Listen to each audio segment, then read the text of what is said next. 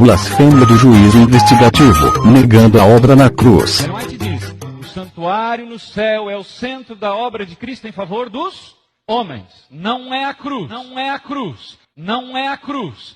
Não é a criação. Não é o momento do dilúvio. Não é o nascimento de Jesus. Não é a ressurreição. Sim, pastor, não estou entendendo. Eu pensei que era a cruz. Eu pensei que de repente fosse a volta de Jesus. Entenda. Na cruz não estava nada definido. Na cruz não estava nada definido. Na cruz não estava nada definido. Na volta de Jesus, tudo estará definido. O adventista não foi Cristo que cancelou seus pecados na cruz, será o diabo.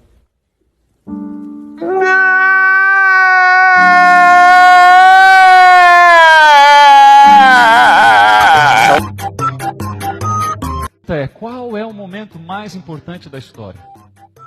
Nós precisamos entender que desde 1844 até agora está acontecendo algo extraordinariamente importante na história do planeta Terra. E nós precisamos entender de que dentro do contexto do plano da salvação, isso é fundamental para as decisões daqueles que vão se salvar ou vão se perder.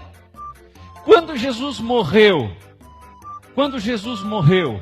por exemplo, nós que não existíamos, tínhamos chance de salvação? Nós não existíamos. Nem se pensava nisso, não tinha como. Agora, qual é o momento mais importante em relação às questões que envolvem salvação?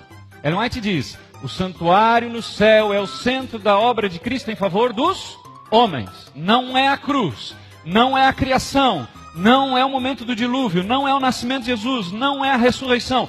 Qual é então o momento mais importante da história do planeta Terra?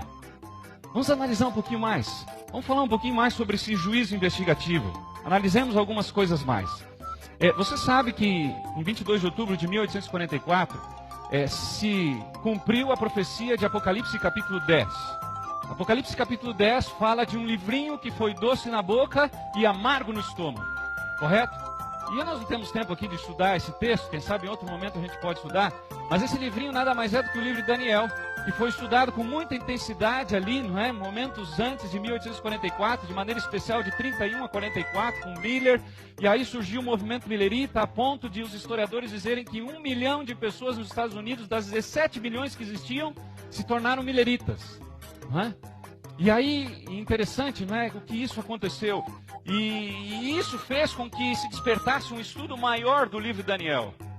E o livro de Daniel, ele abre então essa situação de um evento muito importante, que a princípio eles pensavam que seria na Terra, mas logo em seguida, no dia 23 de outubro, um cidadão chamado Hira Edson, e ele menciona isso anos depois, ele então estava, depois de ter ficado um tempo no celeiro orando com aquele povo millerita que não sabia o que tinha acontecido, porque eles esperavam a volta de Jesus.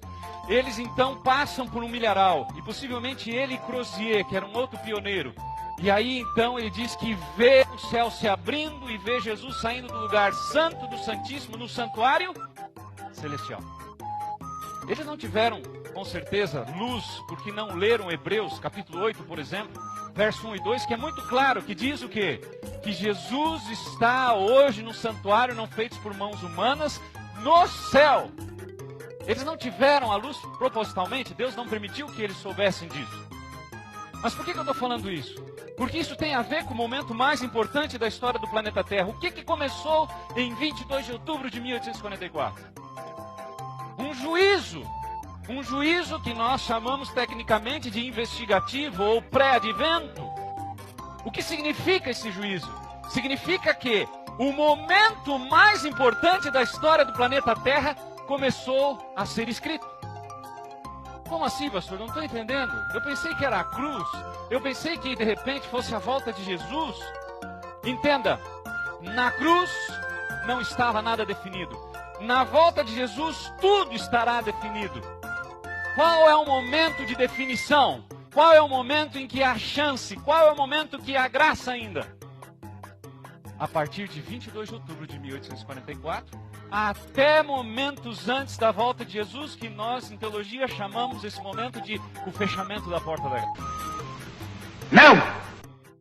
A Igreja Adventista remendou a falsa profecia com a doutrina do juízo investigativo. O que é um absurdo. Tá? O que é um absurdo. Por exemplo, essa obra deles aqui, Nisto Cremos, tá vendo?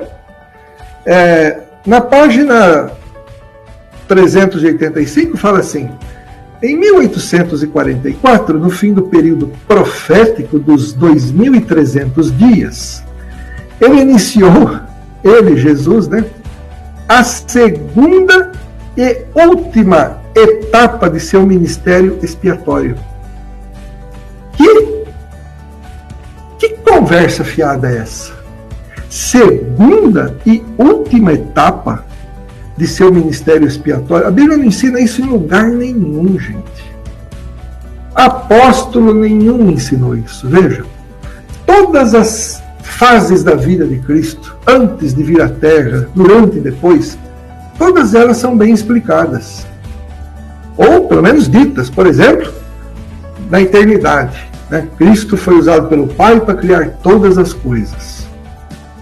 Na criação, ele é usado, né, aqui na Terra. Né? Participou da criação do homem. Façamos o homem. Né? As suas manifestações veterotestamentárias, as suas cristofanias, indicadas na palavra de Deus, né, no Antigo Testamento. A sua vinda, né, aqui na Terra, também toda bem documentada pelos evangelhos. A sua morte, a sua ressurreição, a ascensão aos céus, a promessa da sua vinda. Mas em juízo investigativo, qual foi o apóstolo, o profeta que falou um negócio desse? Nenhum. Eu debati com uma pessoa muito legal, no programa Vejam Só, sobre isso. Ele foi debater lá sobre o juízo investigativo é bíblico ou não. Eu saí decepcionado do programa. Sabe por quê? Porque quem tinha que provar o juízo investigativo era ele. E ele fazia pergunta para mim, por que o juízo investigativo não está certo? Eu não vim falar sobre isso. Por quê? Porque quem tinha que provar é ele. Aí eu tive a paciência de ver uns 80 vídeos dele na internet, falando sobre juízo investigativo. Gente, não deu coragem de acabar o resto. Entendeu? Não tem nada de juízo investigativo na Bíblia. Nenhum argumento dele prova nada. Absurdo, né? Ainda vou fazer um livro, uma apostila, refutando tudo que ele fala. Aqui vai ficar uma mesmice. Entendeu? Então, a Igreja Adventista surge com uma falsa profecia. A profecia da volta de Cristo não se cumpre. O que toda seita faz? Quando ela prevê a volta de Cristo e Cristo não vem. Ela diz assim: acertamos a data, mas erramos o acontecimento. Sabe o que aconteceu? O camarada, né, em vez de ele olhar para a Bíblia, ele foi no milharal e teve uma visão. Ele teve uma visão que Jesus Cristo, em vez de ter vindo à Terra, ele entrou no Santo dos Santos.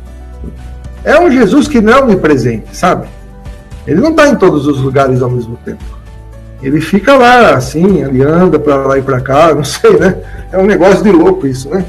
Então ele saiu do Santo e entrou no Santíssimo. Foi dar uma volta lá. Ficou lá, né, 1.800 anos, sem fazer neca de pitibiriba do santuário, do Santíssimo. Então, ele teve essa visão. Ele não teve nada, ele foi lá fazer cocô, né? Sei lá o que ele foi fazer no milharal, e aí, talvez fazendo isso, ele teve essa visão, né? Sei lá.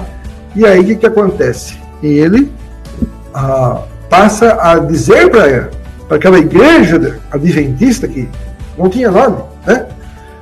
Olha, pessoal, o que aconteceu foi o seguinte: em vez de Jesus retornar para o santuário aqui na Terra, era no santuário celestial que ele ia entrar, no Santo dos Santos, no Santíssimo.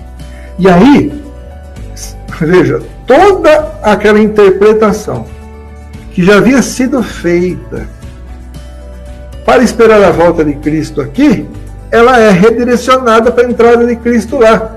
Ou seja, é como se o Espírito Santo Adventista, que é outro, não tem nada a ver com a gente, tivesse falado assim para a Igreja Adventista, para o pessoal lá: eu vou ensinar vocês quase tudo certinho. Depois que vocês errar a profecia, eu ensino certo. Que coisa feia, não é? Que Espírito Santo é esse? Não é o mesmo que o nosso, é claro. Esse Espírito Santo aí, né, não deve ser muito diferente do Espírito Santo das Testemunhas de Jeová.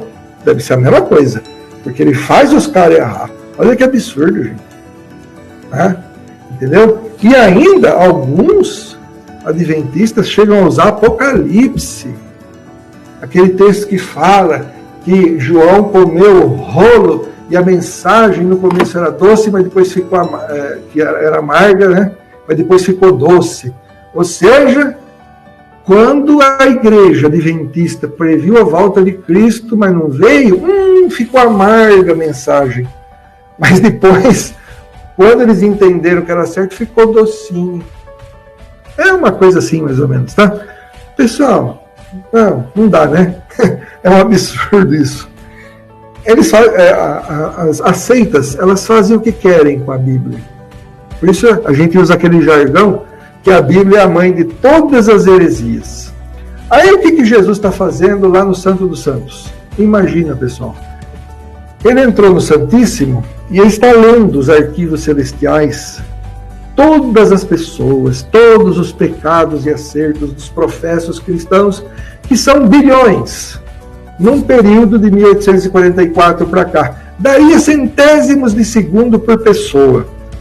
Aí vem o outro lá, perito em hebraico, me falar por telefone, não, o tempo lá no céu não é linear, é outra coisa, já foi explicado isso pela gente. Ô, meu amigo, eu sei que o tempo de Deus na eternidade é uma coisa, mas ali Jesus está diante dos anjos, não está num tempo diferente que não ocorre cronologicamente, né? E outra coisa, se o tempo não é linear lá, porque a profecia é feita lá para se cumprir linearmente aqui. Sabe, é uma coisa interessante isso, né? É linear para começar em 1844, mas não é linear depois, né? Entendeu? Então, é uma pataquada atrás da outra, gente. Tá? E aí Jesus está lendo lá os arquivos, né? Como se tivesse livro lá no céu. Livro feito do quê? Você percebe que é uma forma muito rudimentar de entender as Escrituras? Muito rudimentar. Tá? Então, não existe essa obra. E aí, o que Jesus está fazendo lá?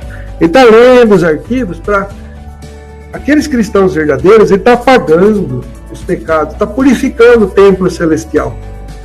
Você imagina, você gasta um dinheiro numa loja e não paga, o seu nome fica sujo lá. O seu nome é sujo na loja, suja a loja? Não suja, né? Então, os nossos pecados registrados no céu, né, vamos supor, né, que fosse num livro mesmo, eles não sujam nada, não tornam impuro nada lá.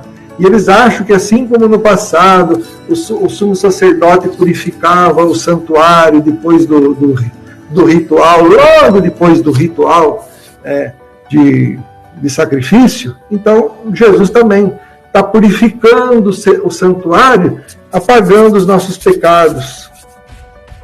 Ele já fez isso na cruz, colega. Entendeu? Então, na verdade, a Igreja Adventista, para mim, ela é uma seita principalmente por causa desse falso ensino.